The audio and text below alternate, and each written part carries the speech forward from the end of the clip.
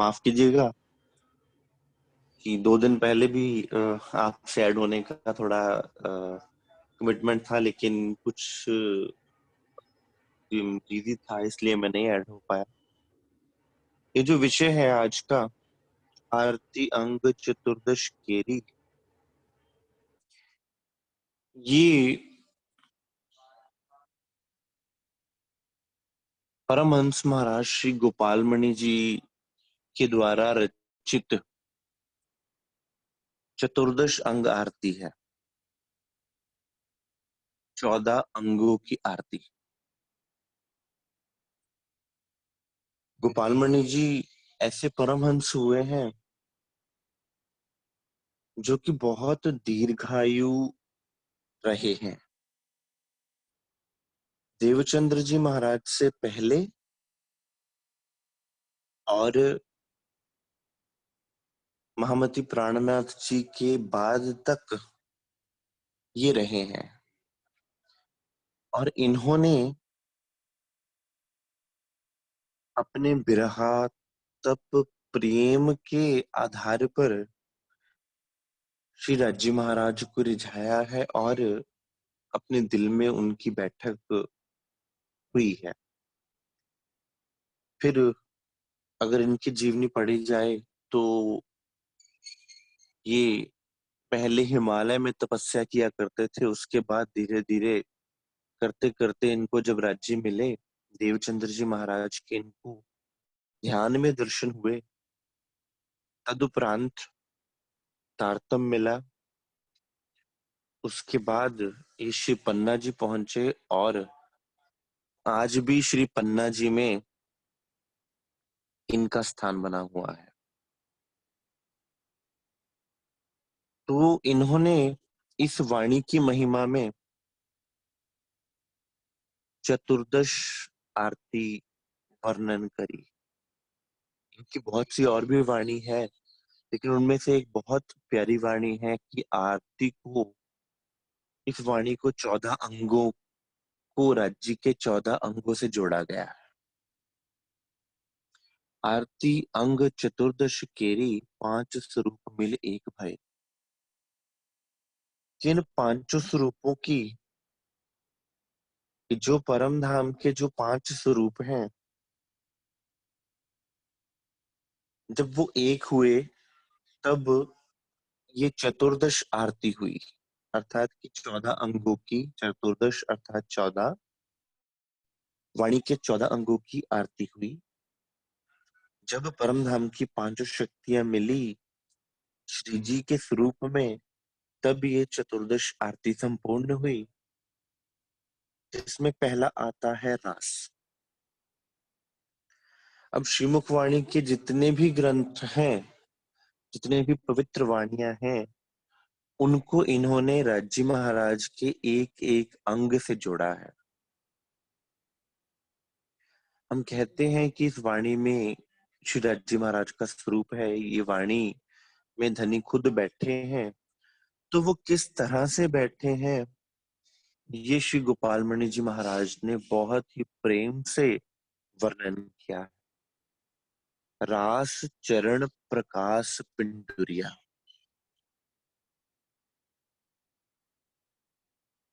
तो रास को, जो श्री रास ग्रंथ है, उसको चरण की शोभा कहा गया। अब मन में प्रश्न आता है कि रास को चरण क्यों कहा गया, क्या कारण है।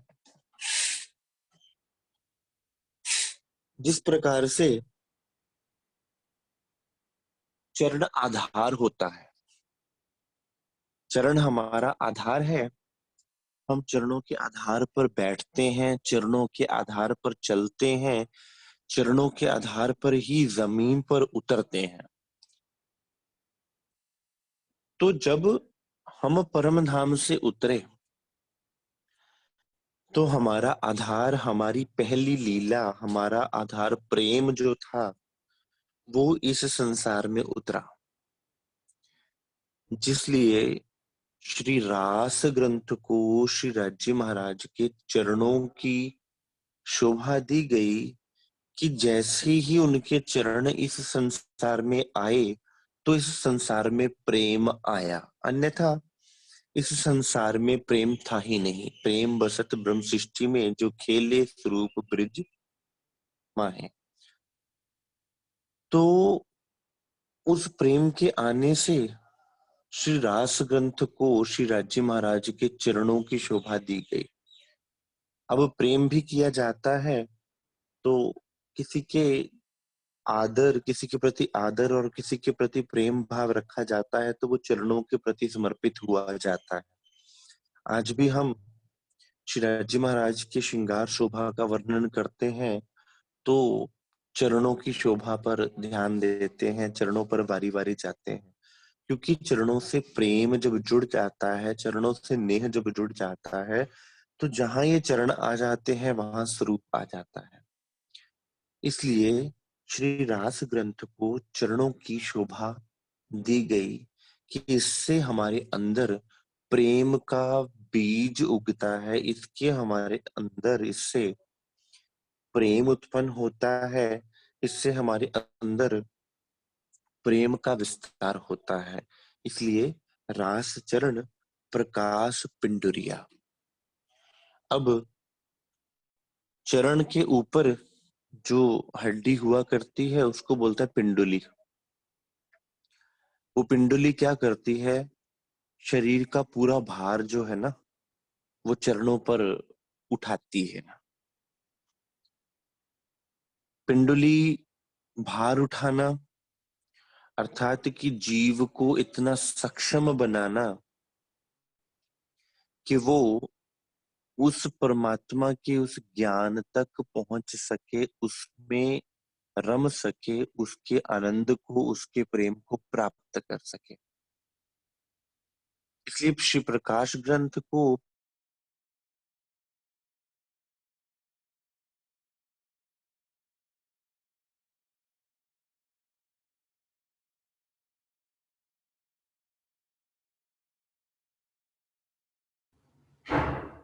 प्रणाम भैया, आपकी आवाज चली गई है। आवाज नहीं आ रही। देव भैया, आपकी आवाज चली गई। हेलो, हाँ जी, अब आ गई। वो प्रकाश पिंडोरिया पे थे आप, वहीं से स्टार्ट प्रकाश कर पिंडुरिया। जी। प्रकाश पिंडुरिया, तो प्रकाश पिंडुरिया जो है वो इसलिए पिंडुरिया की शोभा दी गई है उसे, क्योंकि जो पिंडुरिया अंग होता है वो शरीर का भार उठाता है। जो पिंडुरिया का जोड़ होता है ना शरीर में, पैर के ऊपर पिंडली का जोड़, वहां पर सारा भार जो है वो कॉन्सेंट्रेट होता है शरीर का। तो अब जीव को इस वाणी के द्वारा प्रेम में प्रवेश करवाना और इस परमात्मा की तरफ लगाना एक भार भरी बात है। इसलिए प्रकाश ग्रंथ में जीव को संबोधन किया गया है कि कैसे उसको ज्ञान का प्रकाश मिले, कैसे उसको गुण अंग इंद्रियां परमात्मा की तरफ लगे। तो उसको प्रकाश की शोभा दी गई कि प्रकाश पिंडुली, कि पिंडुली पर ही तो आधार बनना है।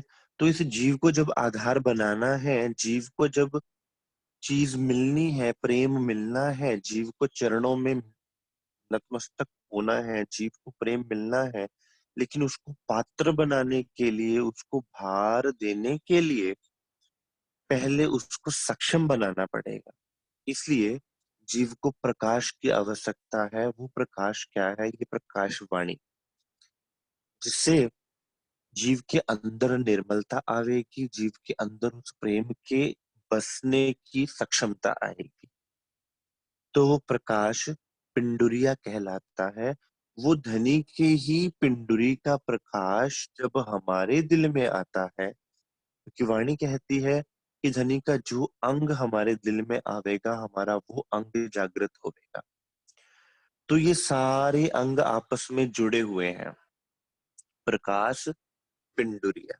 इसलिए श्री प्रकाश ग्रंथ को पिंडुरिया अंग की शोभा दी गई है, क्योंकि इससे हमारे अंदर दृढ़ता आवेगी, इससे हमारा जीव जागृत होवेगा, इससे हमारा जीव चरण रूपी प्रेम को प्राप्त करने का सक्षम होगा। खटरुति घुटन, घुटना। अब घुटना जो होता है उसमें 3 हड्डियां होती हैं। एक टांग की हड्डी, एक जांग की हड्डी और एक जो हमारा पटेला बोन जिसे बोलते हैं, गुर्दे की हड्डी। 3 हड्डियों का जोड़ होता है और बीच में क्या होता है? रस होता है। कई बार हम कहते हैं कि हमारा गुर्दे दर्द करते हैं, उम्र बढ़ती है तो गुर्दे दर्द करने शुरू हो जाते हैं, घुटने दर्द करने शुरू हो जाते हैं। क्यों? क्योंकि वो रस सूख जाता है। तो ये रस किसका प्रतीक है? ये रस है बिरहा का प्रतीक। जो नीची टांग की हड्डी है वो जीव का प्रतीक है। जो जांग की हड्डी है वो परमात्मा का प्रतीक है, कि आत्मा और परमात्मा जुड़े हैं आपस में एक संबंध में, जो कि छुपा हुआ है। घुटना छुपा रहता है। किसी को ये नहीं पता कि घुटना की हड्डी जो है वो कौन कौन सी हड्डी से मिलके बनती, क्योंकि छुपी रहती है। तो ये संबंध तो छुपा रहता है, लेकिन उसमें जो रस होता है अगर वो सूख जाए तो हड्डियां आपस में टकराती हैं और दर्द होती है। तो इसलिए खटरुती को घुटना की शोभा दी गई। अब खटरुती में क्या वर्णन है? खटरुती में 6 ऋतुओं का बिरहा वर्णन है।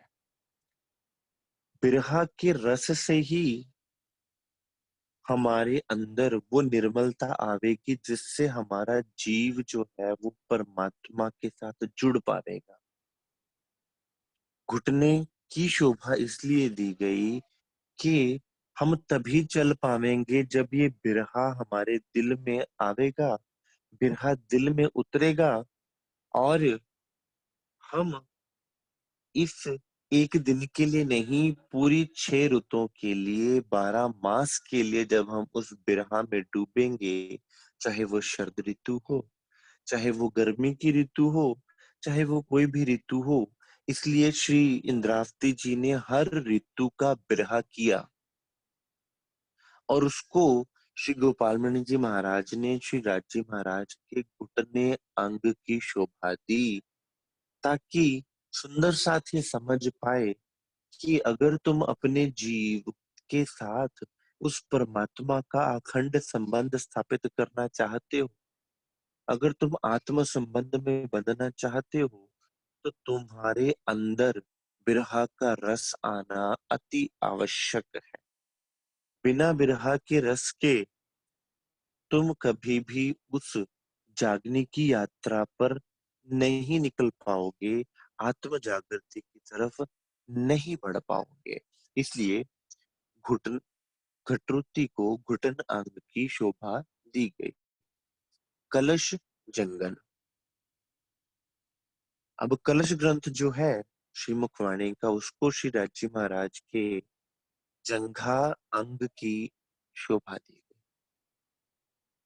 सुंदर साथ, इस शरीर में सबसे बड़ी हड्डी कौन सी है? जंघा की हड्डी। हमारे शरीर में अगर पूछा जाए कि कौन सी हड्डी सबसे बड़ी है, तो वो है जंघा की। हमारी जो टांग के ऊपर, जिसको पंजाबी में पट की हड्डी बोलते हैं, जंग की हड्डी बोलते हैं।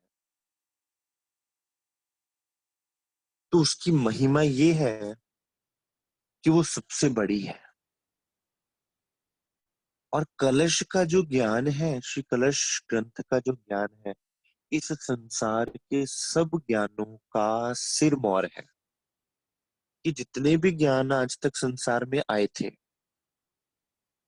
उनमें सर्वश्रेष्ठ, उन सब का सार, उन सब के ऊपर कलश। जैसे मंदिर में एक बिल्डिंग बनी होती है, उसके ऊपर कलश रखा जाता है, तो कलश से पहचान होती है कि मंदिर है, मस्जिद है, गिरजा है, गुरुद्वारा है, क्या है। तो ये कलश वाणी पूरे संसार के ज्ञान के ऊपर कलश की तरह सुशोभित है। इसलिए आप कलश वाणी जब आप पढ़ेंगे उसमें आपको सारे ज्ञान के ऊपर इस वाणी की महिमा समझ में आएगी कि कैसे हमें श्री राजी महाराज ने सर्वोत्तम ज्ञान निकाल कर दिया है। इसलिए कलश ग्रंथ को जंघा अंग की शोभा दी गई है। सनंध कमर। अब सुंदर साथ, कमर क्या है? अभी विचार करें तो कमर हमारे शरीर का मध्य होती है।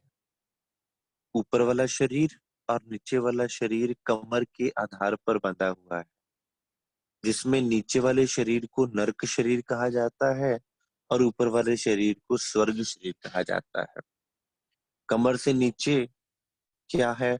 जो शरीर है उसको जनरली हम पसंद नहीं करते और ऊपर के शरीर को हम बहुत सजा संवार कर रखते हैं। तो ये दोनों पक्ष क्या है? ये सुर और असुर पक्ष है। जो निचला शरीर है वो असुर पक्ष है, जो ऊपर वाला शरीर का भाग है वो सुर है। लेकिन है दोनों एक ही शरीर के अंग। लेकिन उनको जोड़ने वाला अंग कौन सा है? हमारी कमर। इसलिए सनंद को कमर कहा गया। और अब सनंद ग्रंथ में क्या वर्णन किया है श्री राजी महाराज ने? हिंदू और इस्लामिक पक्ष को, सुर और असुर पक्ष को एक सूत्र में बांध दिया, एक ही स्थान पर स्पष्ट कर दिया, सबको एक जगह पर बांध दिया। और किसी भी व्यक्ति की सुंदरता देखी जाए तो उसे क्या कहा जाता है? संसारिक भाव से मत लीजिएगा इसे, अपने परम धाम की दृष्टि से देखिएगा। किसी की सुंदरता को आंका जाता है तो उसकी कमर से आंका जाता है कि भाई इसकी कमर बड़ी अच्छी है।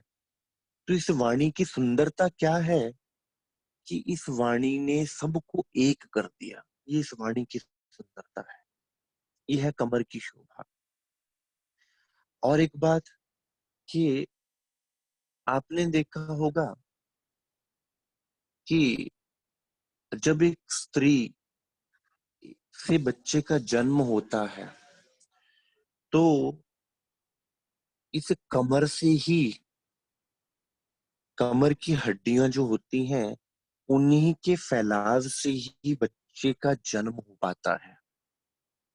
थोड़ी सी साइंस है इसमें, क्योंकि परमहंस जो थे उनको किसी साइंस के पढ़ने की आवश्यकता थी नहीं। उनके अंदर ही ये उत्तम विज्ञान था जिससे उन्होंने ये अद्भुत वाणी की रचना करी है। कमर की हड्डियों की वजह से ही बच्चे का जन्म हो पाता है और एक नई जीवन का जन्म होता है। तो श्री जी के द्वारा इस संसार में एक ऐसे अद्भुत ज्ञान का जन्म हुआ है, ऐसा अद्भुत ज्ञान उतरा है जो इस संसार में था ही नहीं, क्योंकि इस संसार को एक करने वाला कोई था नहीं। इसलिए सनंद को कमर की शोभा दी गई, क्योंकि इसी ग्रंथ से, श्री राजी महाराज के इसी अंग से सबको एक ऐसा रत्न प्राप्त हुआ है, ऐसी वाणी मिली है, ऐसा ज्ञान मिला है जिससे सारा संसार एक हुआ है। और सनंद का मूल विषय भी आप जानते हैं कि इसमें हिंदू पक्ष और इस्लाम पक्ष के ग्रंथों का एकीकरण किया गया है और उसका खुलासा किया गया है बड़े विस्तार पूर्वक। इसके बाद आता है कर किरंतन। किरंतन को श्री राजी महाराज के कर, कर अर्थात हाथ की शोभा दी। हाथ से क्या किया जाता है? कर्म किया जाता है। हाथ से कुछ भी कार्य किया जाता है, हाथ से कमाया जाता है। अब जब भी धनी के चरणों में चलना है तो ये जो नाम की कमाई करनी है, ये जो प्रेम की कमाई करनी है, ये जो धनी के प्रति चलना है, कैसे काम करना है, कैसे आगे बढ़ना है, कैसे अपने आत्मिक जीवन की कमाई करनी है। हम दुनिया की कमाई तो अपने हाथों से कर रहे हैं, लेकिन वो एक सांसारिक जीवन की कमाई है। लेकिन अपने आध्यात्मिक जीवन की कमाई कैसे करनी है, ये किरंतन में स्पष्ट किया गया है। क्योंकि हाथों से ही कीर्तन किया जाता है, हाथों से ही किरंतन किया जाता है। तो हाथों से उस परमात्मा की वंदना करना, कैसे होगी वंदना, कैसे उस परमात्मा की महिमा होगी, कैसे उस परमात्मा की तरफ बढ़ना है, वो इस पूरे संसार को और ब्रह्म सृष्टियों को अथवा पूर्ण संसार को श्री राजी महाराज ने वाणी में स्पष्ट किया।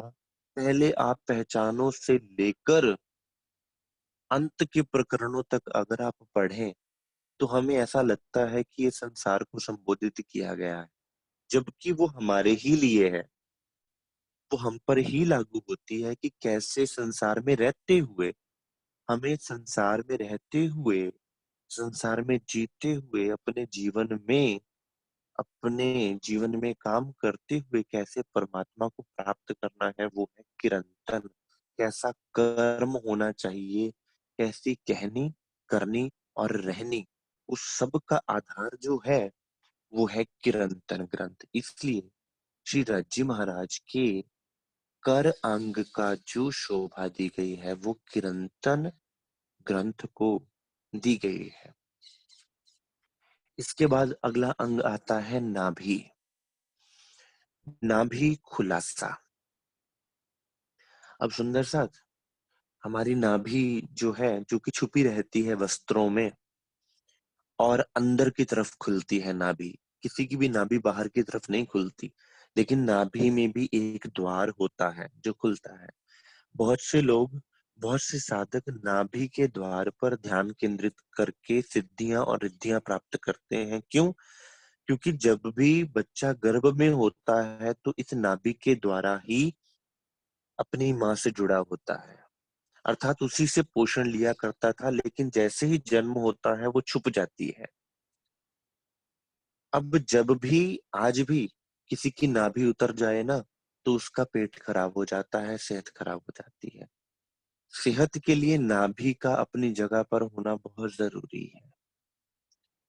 तो वो छुपी हुई चीज जिससे पोषण मिलना है, जिससे पोषण मिलता था, वो नाभि थी। तो खुलासा ग्रंथ को नाभि की शोभा दी गई है कि जो छुपे हुए भेद थे कुरान के, जिनको आज तक कोई खोल नहीं पाया था, उनको श्री राजी महाराज ने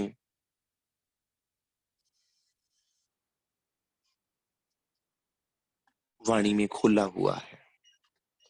इसलिए नाभि को खुलासा कहा गया है कि वाणी के ऐसे गुज भेद, कुरान के ऐसे गुज भेद जो कि कभी आज तक स्पष्ट ही नहीं हुए थे, जो कि मूल से आए हुए थे।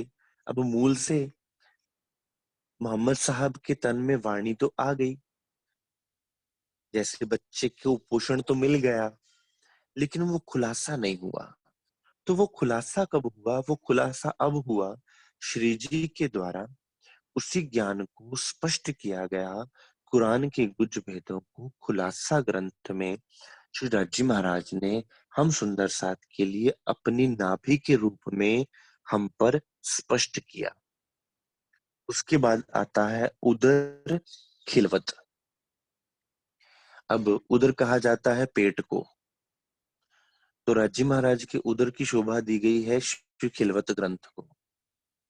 उदर कहते हैं पेट को।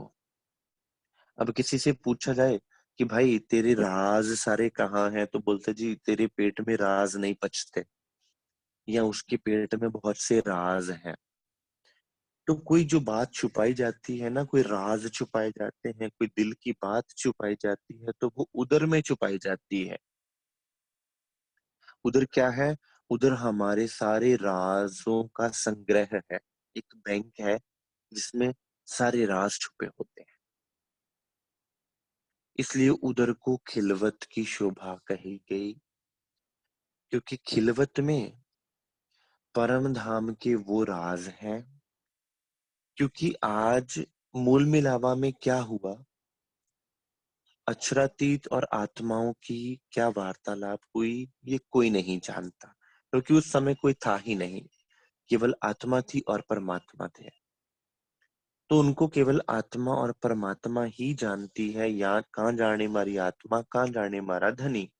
या तो आत्मा का दिल जानता है या धनी का दिल जानता है, उसके अलावा कोई जानता ही नहीं। इसलिए उधर को खिलवत की शोभा दी गई है कि ये राज्य के दिल के गुज भेद हैं, राज्य के अंदर की बातें हैं, राज्य के अंदर की छुपे हुए राज हैं, जो कि राज्य ने अपने उदर के भेद हम पर स्पष्ट किए हैं खिलवत ग्रंथ में। इसलिए खिलवत ग्रंथ को राज्य के उदर की शोभा दी गई है कि राज्य ने अपना उदर खोल के हम सुंदर साथ के आगे स्पष्ट कर दिया है। हृदय तवाफ। हृदय दिल को बोलते हैं, तवाफ क्या है, परिक्रमा ग्रंथ। अब जो हृदय है, हृदय में क्या होता है, हृदय धड़कता है तो हृदय में से पूरा जो रक्त है वो पूरे शरीर में जाता है और पूरे शरीर का पोषण करता है। तो अगर हृदय बंद हो जाए तो व्यक्ति की मृत्यु हो जाएगी, क्योंकि किसी भी अंग को रक्त नहीं मिलेगा। हृदय क्या करता है, पूरे शरीर में रक्त को पहुंचाने का काम करता है, पूरे शरीर में रक्त को परिक्रमा करवाने का काम करता है। तो सुंदर साथ परम धाम रूपी हृदय की जो परिक्रमा श्री राज्य महाराज ने यहाँ उतारी, जितना परम धाम का चप्पा चप्पा, 25 पक्षों का जितना वर्णन, वो सब राज्य के हृदय का अंग कहा गया। उसको तवाफ की शोभा कही गई, क्योंकि राज्य ने वो इस परिक्रमा वाणी में उतारा है। इसलिए इसको तवाफ का शोभा, अर्थात इसको परिक्रमा ग्रंथ की शोभा दी गई है कि ये परिक्रमा ग्रंथ क्या है, राज्य का हृदय है। तो जब परिक्रमा ग्रंथ का हम मथन करें तो हम ये भाव लें कि हम राज्य के हृदय में डुबकी लगा रहे हैं। ये पूरा परम धाम क्या है, जिस प्रकार भगवान श्री कृष्ण ने अर्जुन को वैराट दिखाया, उसी तरह से एक वैराट की तरह ही ये वाणी के अंग राज्य के दिल में, राज्य के उदर में अथवा उनके अंगों में बसे हुए हैं। हाँ, आज हमारे घर में स्थूल रूप में जो ये वाणी विराजमान है, उनका एक एक अंग राज्य के उस एक एक अंग के साथ जुड़ा हुआ है। कंठ सागर छवि। कंठ को सागर की शोभा कहा जाता है। क्यों? जो भी आभूषण हम पहनते हैं वो कंठ में पहनते हैं, जो भी श्रृंगार करते हैं हम कंठ से करते हैं, जो भी हमारी वाणी निकलती है, मिठास होती है वाणी में, कोई गाता है तो वो कंठ से ही गा पाता है, क्योंकि उसके वोकल कॉर्ड्स जो होते हैं उन्हीं से आवाज निकलती है। तो श्री सागर ग्रंथ जो आठों के आठों सागर हैं परम धाम के, नूर नीर खीर दधि घृत मधु रस सर्वरस, आठों के आठों सागर जो है वो मीठे सागर हैं और परम धाम में डुबोने वाले हैं, परम धाम के अद्वितीय ज्ञान में डुबोने वाले हैं। इसलिए आठों सागर मूल मिलावे के लिखे हैं। अगर आप पढ़ें सागरों को तो सागरों के ऊपर बिल्कुल सिरमौर पर क्या लिखा है, आठों सागर मूल मिलावे के। मूल मिलावे के क्यों? क्योंकि ये राज्य के ही अंग है, आठों के आठों सागर। तो वो राज्य के कंठ की शोभा है कि ये उनके कंठ का श्रृंगार है, ये उनके कंठ के आभूषण हैं, एक एक सागर उनके कंठ का हार है। एक एक सागर इतना मीठा है उनके कंठ से निकला हुआ कि जब ये हमारे दिल में बसता है, जब ये हमारी आत्मा में बसता है, तो हमें आत्मिक सुख प्राप्त होता है। इसलिए कंठ को सागर की शोभा दी गई। मुख श्रृंगार, सुंदर साथ श्रृंगार ग्रंथ को श्री राज्य महाराज के मुखारविंद की शोभा दी गई। हम श्रृंगार करते हैं, कोई भी मेकअप करते हैं, कुछ भी लगाते हैं तो वो कहाँ लगाते हैं? फेस पर। हम में सबसे सुंदर दिखने का जब भी बात होती है कि हम सुंदर दिखें, तो सबसे ज्यादा सुसज्जित किसको करते हैं? अपने फेस को, क्योंकि फेस नजर आता है। तो धनी का जो दिल है वो इतना प्रेममयी है, इश्क से लबालब भरा है कि उसी का प्रेम उनके मुखारविंद पर नजर आता है। जैसे मान लीजिए कोई व्यक्ति क्रोध में है तो उसका क्रोध उसके मुख पर झलकेगा, उसके फेशियल एक्सप्रेशंस जो हैं वो क्रोध वाले हो जाएंगे। अगर कोई खुश है तो उसका फेस खुशी वाला हो जाएगा, अगर कोई दुखी है तो उसका फेस दुख वाला हो जाएगा, because face is the index of mind.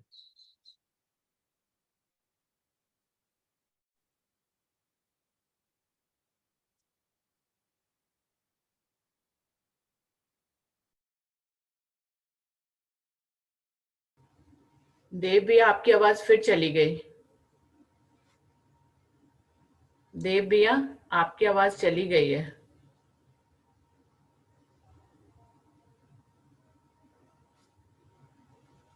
आपको हमारी आवाज सुनाई दे रही है?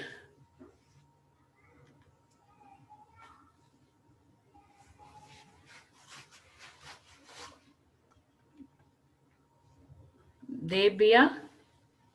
डॉक्टर देव म्यूट हो गए हैं। उनको पता, और वो बोलते रहते हैं, उनको पता ही नहीं चलता वो म्यूट हो गए। टाइम भी बिल्कुल एक ही मिनट रह गया। जी जी जी जी। जी, आप श्रृंगार पे थे, मुख श्रृंगार। जी। तो मुख श्रृंगार की शोभा दी गई है, क्योंकि जो मुख है ना वो श्रृंगार का एक वे है कि हम श्रृंगार कहाँ करते हैं? हम मुख पर श्रृंगार करते हैं। तो हमारा जो फेस है, face is the index of mind. इस कारण से श्री राज्य महाराज के दिल में जो भी शोभा है, श्री राज्य महाराज के दिल में जो भी प्रेम है, वो उनके मुखारविंद पर झलकता है। तो जो धनी के दिल की बातें जो धनी के दिल में है वो उनके मुखारविंद पर है। इसलिए इस श्रृंगार ग्रंथ को मुखारविंद की शोभा कहा गया है। क्यों? क्योंकि धनी के दिल का जो प्रेम झलक रहा है इस वाणी के रूप में, वो श्रृंगार ग्रंथ के रूप में हम सुंदर साथ के सामने स्पष्ट होता है, और उसको इसलिए श्रृंगार की शोभा कहा गया है। नासिका सिंधी। सिंधी वाणी को श्री राज्य महाराज की नासिका अंग से जोड़ा गया है। सुंदर सा नासिका होता है किसी भी व्यक्ति की अंदर की गर्व, इज्जत। किसी भी व्यक्ति की इज्जत होती है वो होती है नासिका, लाज, नासिका।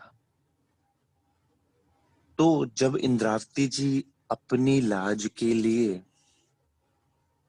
अपने आत्मिक संबंध के लिए श्री राज्य महाराज से अर्जी करती हैं, और सिंधी वाणी का जो मूल विषय है हम जानते हैं कि जब श्री इंद्रावती जी धनी से अपने आत्मिक संबंध के आधार पर दावा लेती हैं तो वो सिंधी कहलाता है। इसलिए नासिका को सिंधी की शोभा कहा गया, क्योंकि ये हमारे आत्मिक संबंध का प्रतीक है कि हम राज्य से जब आत्मिक संबंध से जुड़े हैं तो वो संबंध के आधार पर ही हमें सब सुख प्राप्त होते हैं। उसी के आधार पर ये हमारा लाज, हमारा गर्व, हमारा आत्मिक संबंध है, इसलिए नासिका को सिंधी की शोभा दी गई। श्रवण मार्फत सुनना, इसलिए सुनने की बहुत महिमा है। कानों अंग को जो है वो मार्फत की शोभा दी गई है। अब हमारे दो कान हैं, दो कानों के बीच दिमाग है। कुदरत ने बहुत अच्छा ये सारा कार्यक्रम बना रखा है कि दो कानों के बीच एक सिर हो, अर्थात और खुले हों कान, कि हम हमेशा सुने और सुनकर हमारे कान के जो होल्स हैं वो बहुत छोटे हों, अर्थात कि हम बहुत सुने, बहुत में से कुछ कम अंदर लेकर जाएं और जो अंदर लेकर जाएं वो सीधा दिमाग तक जाए, अर्थात बुद्धि में बैठ जाए। उससे क्या होगा? परिवर्तन होगा, उससे हमारा अंतर बदलेगा। इसलिए वाणी में जितने भी परमहंस हुए उन्होंने ये कहा कि सत्संग में बैठो, बिन सत्संग विवेक ना होई। तो सत्संग की महिमा क्या है? कानों से है कि जब हम सुनते हैं इस वाणी को, जब हम इस वाणी के द्वारा सुनकर उसको दिल में विचार करते हैं तो हमारे दिल में ये